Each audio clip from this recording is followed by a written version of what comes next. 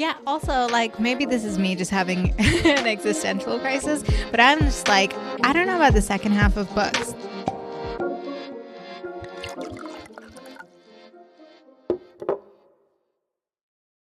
So I made myself a Manhattan, but with these teeny tiny little glasses, like, there's always, like, more. So I had this little pot. Oh, And it's so cute. When you go to a restaurant and they bring you like most of your martini and then they have a little mini carafe, and I was like, I don't have a mini carafe, I just have this old jam bottle. So I'm gonna just use that. So I just poured myself a refill.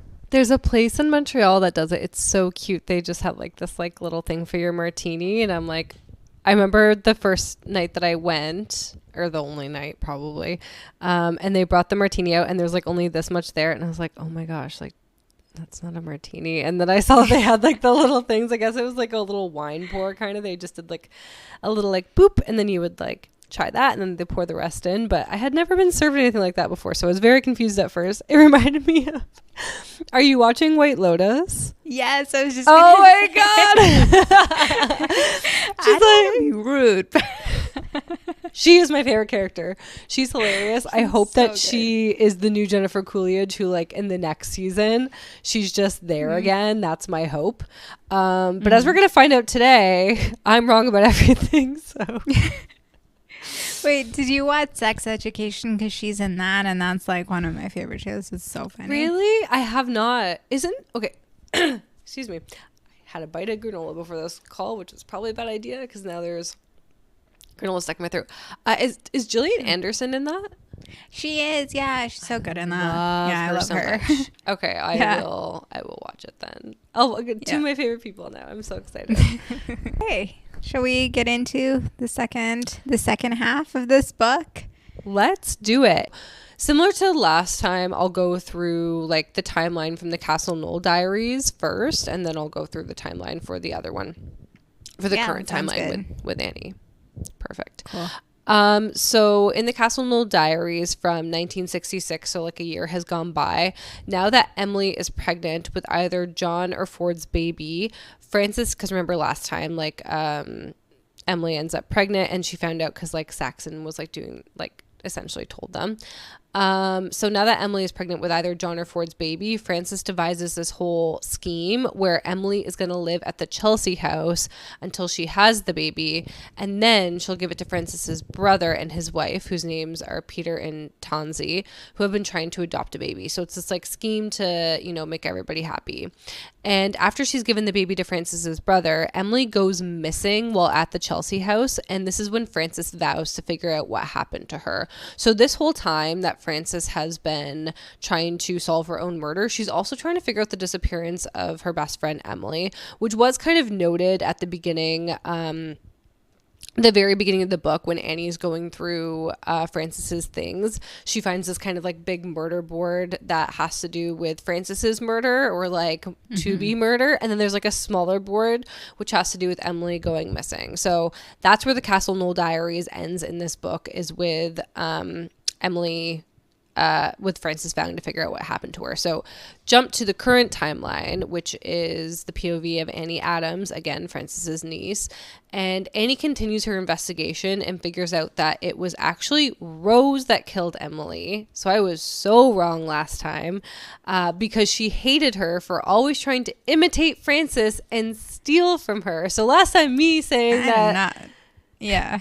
Sorry. I know. I did not see that coming. No, it wasn't Laura. It wasn't Emily. It wasn't Emily pretending to be Frances. It was Rose. And Rose's grandson, which is the paramedic Joey, killed Frances when she solved Emily's murder so that Rose wouldn't be convicted of the crime. And then Annie ends up getting him to confess while under the guise of trying to buy ketamine from him. It was this like whole wild ploy. And at the end of the book, he is on trial. Rose is in a psychiatric hospital because she's unfit to stand trial. And Annie inherits everything. Yeah. And so Joe was Rose's son. Yes. Which was, which I again, like, you need that map to figure all these like parts out We didn't even talk about Joe last time. Joe didn't come up because I had forgot he had existed. This is my issue with books with like 20 people. You're like, okay, great, that person that I forgot about, he was the one who killed. It kind of reminded me. That's what it always is. Right. It's a sleeper character. So it wasn't Laura, but it was this other sleeper character. We just weren't paying attention to him. It was the sleeper character who was so dead asleep that we forgot he existed. It's just like First Lie Wins, where it was like, I don't even remember what happened in that, but I just remember being like, really? Like this person who was mentioned 3 times, like the postman? Yeah. I'm like, the really? courier or whatever. Yeah. Yeah, that's so true. I forgot about that one. I think I need to rethink my view on this, because like right now the way that I read mysteries is I always think of that episode of The Office where Dwight is like, it's never the most suspicious or the least suspicious. It's always the person who's medium suspicious. Because it was like some sort of murder mystery, and he like pins Phyllis, and everyone's like, no, it couldn't be Phyllis. He's like, no. And then he like goes through everyone and why she was medium suspicious. So I'm always looking for these like medium suspicious characters, but this guy isn't medium suspicious. He's not suspicious at all because he's forgettable. So I don't know. I like that theory, and I want to read more books that are within that realm, but like I haven't been finding that to be true. Yeah, I agree. It's almost like, well, this book in particular is like really tropey, like a lot of it. Like I enjoyed the first half, but the second half, it really felt like, personally, I was kind of glazing through some of the pieces because it just felt like I just kind of wanted it to be done. I've been finding a pattern. Sorry, I don't know why that made me laugh. It like takes a lot to entertain me. That's your Goodreads review. I just wanted it to be done. But there are so many tropes. Like, okay, one of the things that really bothered me with this book was the roses. She keeps talking about how it's a very particular type of rose. All right, tell me what it is. Yeah. I just want to know, what is it? What's the type of rose? Nah, it's like no more bullshit. It's just name the fucking rose. Oh my god. But Make sorry, it up. You just said something. I just had a moment. It wasn't the roses, but it was Rose. Oh my god. That's great. That's funny. I didn't even pick up on that. That's so good. Tell us, Kristen Perrin, was that on purpose? I feel like it wasn't. That was the type of rose that killed her. There you go. I was really struggling with how convenient everything was happening for Annie. Do you know what I mean? Like, it was like everything was kind of falling into her lap. I'm trying to like remember actual like moments. Everything just kind of like came to her, like, oh, the note on the pillowcase, and then, oh, I opened the drawer, and then here's the pottery, and oh, right away I realized that the pottery is actually just the maid who's put it away because of the signs of the queen. It's like everything just kept happening so fast. Like it would be like she'd find a clue and then immediately find out why that clue wasn't a thing, or she'd be like, oh yes. It was almost like she was trying to get the reader to like discount suspects by her own internal thoughts, even though she didn't know any of these people.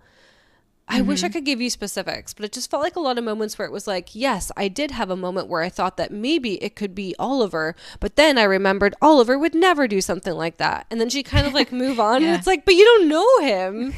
Like, you don't know if it's something this person would never do. And that was a bad example. And I really should have like written down the actual examples that came to me. But honestly, Nat, similar to you, I feel like there's so many moments when I was like, just want to get through.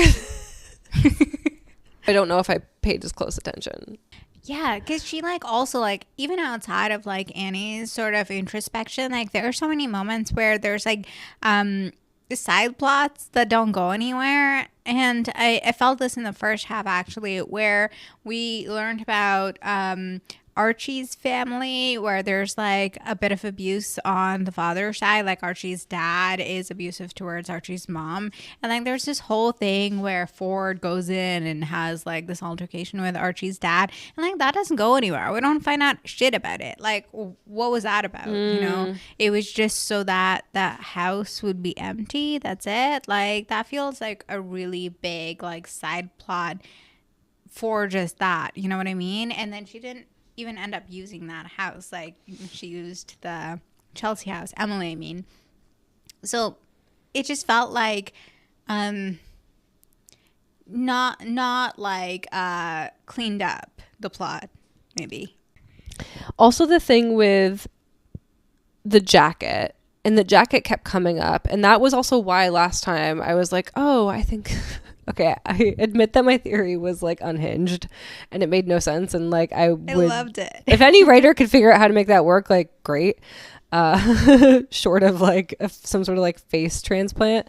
But like I think that's why I was so caught up in that theory, is because we ended on the first half of, you know, Annie finding the skeleton that is Emily's, and she thinks it's Emily's or knows it's Emily's because of this like jacket with the stag buttons, and it just kept coming up in this way that felt very poetic. And the last moment we see the jacket is Frances getting that back from Emily, so we knew that Frances had it. And then the way that we found out later on that Emily got it back was this weird thing where they're doing the laundry, like Frances and Rose are doing the laundry because Frances is in trouble with her mom. Frances needed to send Rose off to stop Emily from doing something, and she's like, here, take this, and she goes and grabs like a bunch of clothes, and she's like, oh my gosh, it's all winter clothes, I wasn't even looking. And she's like, it's okay, I'll use these, and she goes off, and that's how she ends up getting the jacket. Like it just felt so sloppy to me that it was like this weird moment where it was like, here, just take my clothes, and one of them happens to be the jacket. Like the jacket was so significant for it to just have this moment where it was just kind of thrown into this pile of clothes, and that's how it ends up back on Emily. Just felt so wrong. Yeah, because we were just talking about jackets. Like it's not like a thing you just happen to throw in a pile. It's like a big heavy thing, especially like an actual winter coat. Because there was this moment with Frances's mom saying like, oh, you need a new winter coat, you know, you've been using this like other one that's like flimsy or whatever. So it's it's a warm, substantial coat from how I'm reading this, right? So yeah, you're so right. You don't just happen to throw it into a heap of clothes, especially one that's for like one person to wear one time. It's gonna be like a couple of things that you can like clearly see what they are, you know. The reveal that it was Rose was so like out of left field for me. I wasn't even paying attention to the fact that, you know, Rose had some of her clothes. And I think personally I was just like totally discounting Rose. Like she was such a wallflower character, where I didn't see that going anywhere. And I think like maybe that was effective, but probably because I was also just kind of glazing through some of this, right? So maybe that's how it's meant to be read also. Like maybe this is more of a lighter, sort of cozy, sort of winter read where you're just like by the fire and like second screening your book. That's a really good point. Okay, because you brought that up last time about like how shows now need to be like second screenable or whatever. Dumb like enough. That's like a merit for success. I wonder if some books are kind of like that now too, because it was one of those books where I find a lot of books I'll just like really get lost in and I'll lose time. This was not one of those. This is one of those ones where it was like a few pages in, like check my phone, check Instagram, like actually look up the definition of this word that comes up. Like if I'm like really lost in a book and I come across a word that I don't know the meaning of, like I'll usually just be like, okay, try to remember this later and then come back to it, because it's like you don't want to stop, right? But yeah, this did feel like a second screen kind of book. Like maybe you are just supposed to like, you know, glaze over stuff like that. I think I don't know the genre well enough to understand how it's supposed to be done.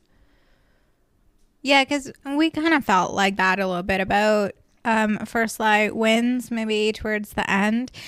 Maybe some Heather, people maybe loved we that just book. don't like. Yeah, my mother-in-law was Yeah. like, "Oh my gosh, I read that in 3 days." I'm like, "You did? Could you tell me what it's about?" Because I did a podcast on it and I still don't know. She's a spy, basically. Maybe it is one of those books that you're just meant to like fly through and like not really think too much about it. Maybe it's not the right book for book club. Maybe it's a good book for the beach, bad book for book club. Yeah, maybe. Yeah. There was also that moment, like, at Joe. Keep going. And like, this part really bothered me. The part where, you know, they're in the ambulance and like, she has that moment where she's like, oh no, like I misjudged the situation. Like he actually does have enough time to get away with whatever he wants to do. And like, that was just such a bad plan on her part. But then it felt very Scooby Doo, where she's sitting in, she's being like, you did this. And he's like, yeah, I did. And I did this and this and this too. And I would have gotten away with it too. It's like, all right, this is a lot. And I think that in itself is a trope where the villain just starts to like reveal just everything and just like goes off on that. How was that moment for you? I felt the exact same way. I literally thought Scooby Doo as well. I remember the first book I ever read where I was like, I'm sorry, Scooby Doo much? It was like A.G. Flynn's The Woman in the Window, because that book was so good. I was like, oh, this is great, like riveting. And at the end it was like, and I did it, and this is why, and I would have gotten away with it. I'm like, wait, what? Like, this feels very anticlimactic. Now that we're discussing it, I think it's actually just the genre. Like, it's a cozy mystery where it's like everything happens and then you kind of need someone to be like, and this is how I did it, which Nat, you brought this up in the last episode, is Saltburn. Like, he had to go back and be like, and I did and the only thing about that is that he actually didn't go into the details where the holes are still existing for me. But I mean, hey, same as the books too. A lot of times you're like, you didn't actually like fill this hole for me. But maybe in having the villain kind of be like, and I did this and I did that, and then this is how I did that other thing. We're supposed to glaze over the ones that like weren't covered. I'm not sure, but yeah, it is like the Fury was the same. Did that too. So did the Silent Patient. Oh yeah, I still haven't read that. Nat, you read The Silent Patient, and I will watch Sex Educated. Wait, what's it called? Sex Education. Sex Education, yeah. Sex Education. You read The Silent Patient. Yeah. I will watch Sex Education. That's our homework. Sounds good. Yeah, also, like, maybe this is me just having an existential crisis, but I'm just like, I don't know about the second half of books. Like, for me recently, I can't remember the last time I enjoyed the second half of a book. Like, have I? Like, am I just forgetting it? I just feel like I have such, like, high hopes for every first half, and I really enjoy it, and I fly through it, loving every character.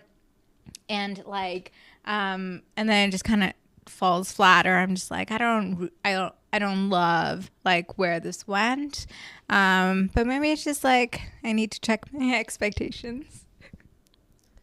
I feel like you gotta talk about that. We gotta talk about this.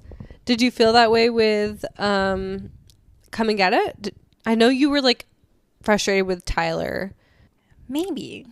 What about Margot? Okay, maybe I did like those two.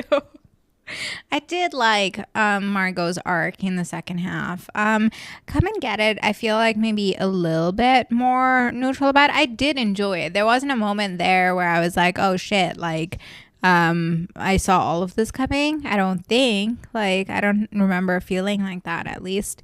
Okay, maybe it's just this book. I just like... There's definitely more there. Like, well, we're going to have to do some digging. Have you been reading other stuff in between? No, not so much. So I got a head start on her next book, and I'm like, I'm feeling like the anxiety of like, I don't want to be let down. Oh, nah. Oh, no. Hey, girl. Okay. I will say writing is hard. I'm having one of those days where I've been working on my own book and I am struggling. And I'm like, how do they do it? The people who have finished, who have like actually brought everything together.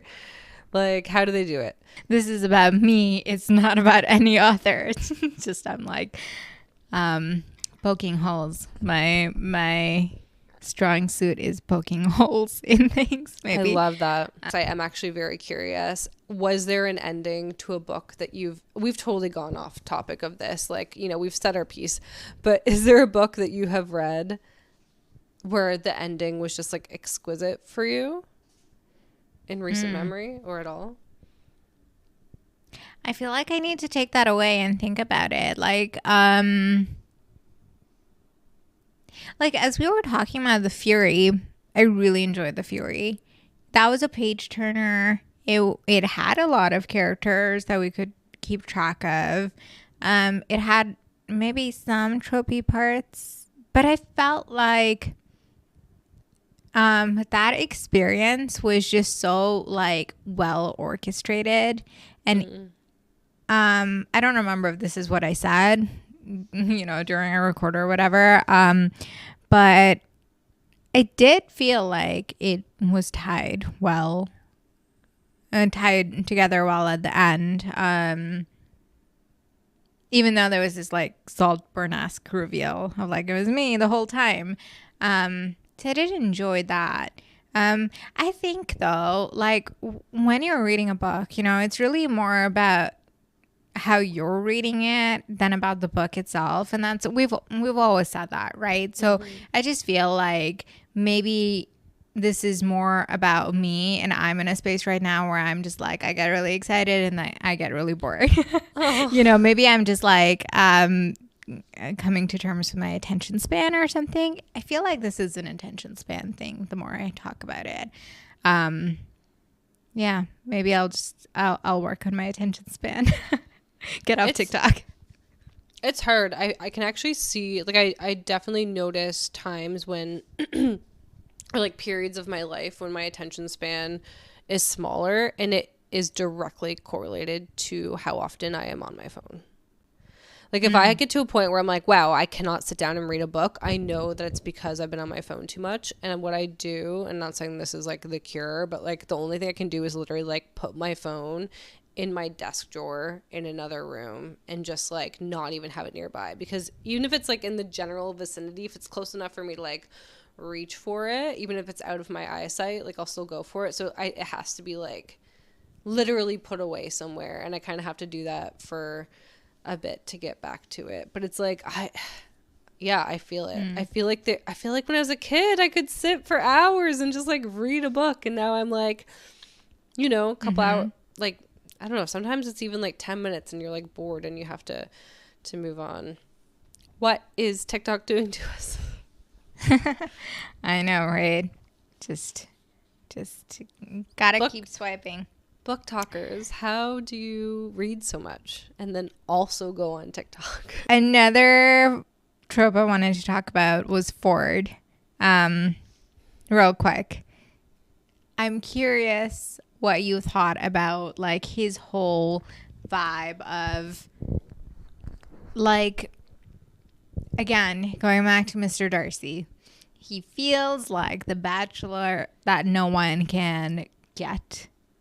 And then Francis fascinates him. And like, I don't know, personally, I'm just like, that feels a little dated to me. But I'm kind of curious about your take on that, because it was very like present throughout. And then Francis is the one who, you know, ends up holding his attention. And in a way, Saxon does too, right? Saxon is almost like behaving around her or whatever, or they have like more of a relationship. And yeah, she ends up like having this date to herself too. Curious to get your take on that.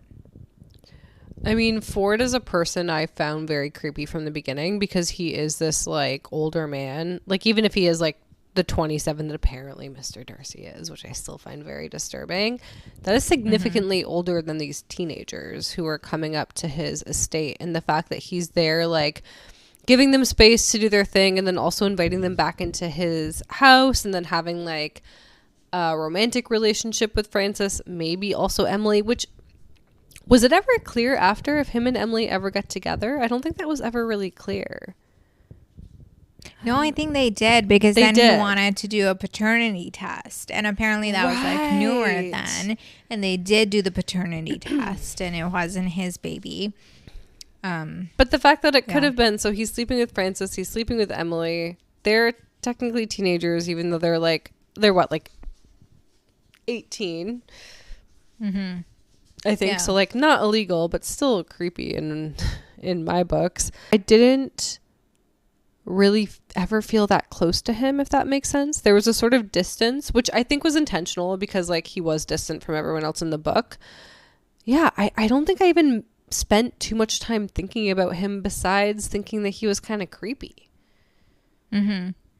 Yeah. No, I agree. There was that moment where he sort of introduces Frances to the queen. And I did like that moment where she kind of just like holds the queen in her hand. And she's like, it reminds her of her fortune. Mm-hmm. Like on a positive note, one of the things I did really like about this book is this like woman's fascination with this fortune. Like that is pretty fresh to me. The fact that it was repeated so much and she had like interpretation after interpretation about that. And the fact that she kind of changed her right daughter around based on the things that happened. So she's like spent decades just sort of analyzing her life based on this quote. I found that fascinating and really, really tragic as well. So I did like that. I did love that part. That was probably my favorite aspect of the book. Was I love a riddle. I love like a little, and that's kind of what it was at the end of the day. Like it was this clue into who was going to murder her or how she was going to die, and she spent her whole life trying to solve it and trying to kind of like shed anything that could bring her murder on and keep close whatever might actually like help her in the end. So yeah, I thought that part was pretty cool, and like the chunks that were going back and forth between the houses, like I did really like that. I liked the diary aspect. That whole part I thought was really fascinating. Yeah, like I wouldn't say it was like a bad book. Like I think it's like a type of book that I would absolutely recommend to like certain people. I think I have a harder time getting through books that are cozy mysteries, but you know, overall I thought it was pretty good. Like what do you think overall as a book? Like you said, like you seem kind of torn. I thought it was entertaining for sure. Definitely think this is a great sort of vacation read, you know. I do think like parts of it are a little bit like harder to like wrap your head around, like the names, for example. Um, um, but I would say like I would recommend it. It's entertaining. Again, like I don't think this is like my genre, probably not your genre. Um, but I do enjoy sort of venturing into it once in a while, being like, you know, um. Yeah, but what's new in the genre right now? Yeah. It did sound like, you know, with the Green Coach, who's really setting this up for a sequel. And we know that there is sort of a sequel where Annie is she is sort of solving a different mystery from around the same time. So I'm not quite sure what it would be, but yeah, I think that coat was definitely instrumental there. Did you think that that's what that was about, the green coat? It seemed very um, like, put it, not put in a pedestal, but almost like aggrandized, like this green coat, you know, I can't wear it. That was a whole moment. You're talking about the one that was, that had belonged to Frances, right? That Ford had given her and then Annie took. Is that what you're referring to? Yeah, that one. Yeah, there's definitely seems to be a lot of significance around coats. Like that's what seems to keep coming up, which is interesting. But in regards to the sequel, like I have no idea what that could be. Like, do you have any inkling? I don't know, but I do know that there's another book. So it's like part of this like series. Um, yeah, but it's supposed to be sort of a different mystery, but I think that's what this is sort of relating to. And I think that that came out this year, if I'm not mistaken. I think there was like something about it in here. Oh yeah, How to Seal Your Own Fate. Is that next month actually? The Castle Knoll files continue. Here. Interesting. Will we read that one? Yeah, maybe we'll come back and read that one. Nice. See what's going on with How to Castle seal Knoll. your own fate. What could that mean? Should we talk about the next book? Yes, let's do it. Okay, sounds good. So for the final book for this season, we're going to be reading Like Happiness Mine's on by Kobo. by Ursula Villarreal Mora. You got a Kobo this time. I did because when we discussed, I was traveling and I wanted to make sure that I had it downloaded. Like, and I was traveling Nice. without any luggage, so I was like, it's gonna go on this. Love it. I started reading this. I'm loving it. It's so poetic. I'm so excited to talk about it. Um, it's about, okay, so it's essentially this woman. She is in university. She's really drawn to this one particular author because she feels like she sees herself in some of his work. She's really feeling um, a kind of representation in his work that has been absent in a lot of other literature that she's reading and also analyzing at school. And then she develops a relationship with him. And then many years later, comes to find out that, there was some abuse there, like there are allegations of abuse against him. And even though she was sort of in like a, I guess, situationship with him, she was not a victim of abuse, at least as far as we know for now. So yeah, that's sort of the overarching premise, and I'm excited to read this book more. I mean, as I mentioned, I've already started and I am loving it. So excited to talk about Hopefully, it. So yeah, hopefully the let's ending doesn't disappoint. I know, me and my high expectations apparently. Um the first 13 chapters, I think, will be the first half. So we can talk about that next time. Sounds great. See you at book club. See you then. Bye. Bye.